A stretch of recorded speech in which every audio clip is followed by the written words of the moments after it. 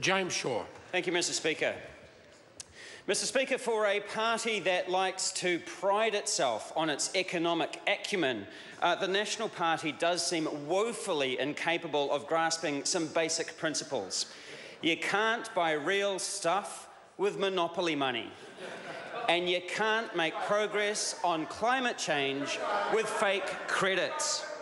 I'm talking, Mr. Speaker, of course, about the use of fraudulent Russian and Ukrainian carbon credits to offset our own greenhouse gas emissions.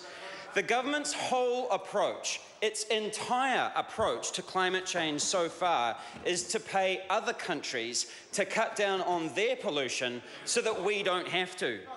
So they allowed New Zealand businesses to buy certificates from the Russians and the Ukrainians at rock-bottom prices, by the way, at rock-bottom prices, saying that those countries were cutting down their emissions so that we here in New Zealand could continue to pollute the atmosphere. Well, it turns out you get what you pay for. Virtually all of those carbon credits were completely worthless. No actual emission reductions took place. No dirty coal power stations were shut down. No electric trains were built. No trees were planted. It's like Murray spending the entire band's savings on intergalactic real estate.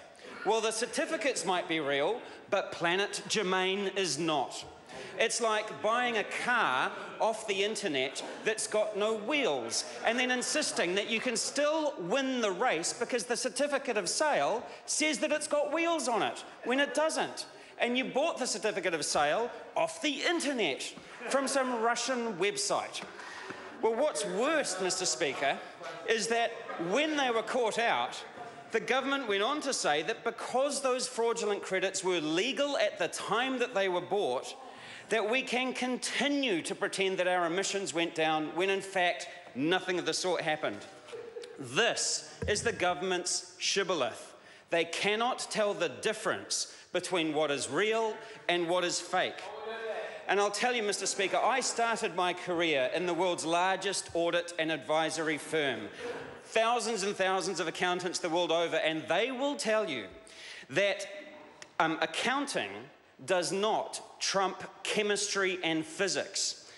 The government is pretending that these credits represent something real. What matters isn't whether the credits were legal. What matters is whether our emissions came down, and they did not. And here's the thing. New Zealand actually has an enormous store of surplus, authentic carbon credits that we could use to pay back the debt that we owe on those fraudulent credits. But this week, the Minister for Climate Change Issues, Paula Bennett, said that she was not going to do the right thing. It's like we were using monopoly money to pay for dinner when we've still got real cash in our back pocket. She can cancel out those fraudulent Russian credits by using the authentic surplus credits that we've got, Mr. Speaker, restoring our international climate commitments all at the same time. Mr. Speaker, we learned this during the global financial crisis. When you build a tower out of imaginary credit, sooner or later that tower comes crashing down. The implications of the global climate crisis will be so much worse than the GFC. Our international reputation on the climate will be damaged if we knowingly continue to use these dodgy Russian carbon credits to claim them as real and meaningful reductions in our own climate pollution. So, Mr. Speaker, the Green Party is calling upon the government to protect our international reputation as being clean and green and free from corruption by dumping these false carbon credits and using real ones in their place. The window is still open.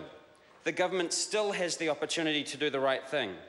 This is how we maintain our international reputation, how we maintain a seat at the table during future climate negotiations, rather than having our face on a picture on the door saying, "Have you seen this person wanted in connection with climate fraud?"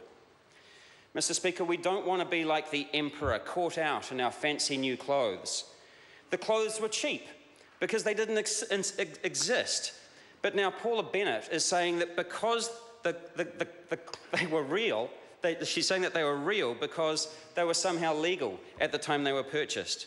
Well, the Emperor is still naked, and no amount of paperwork is going to cover up that fact. Thank you, Mr. Speaker. The time for this debate has expired.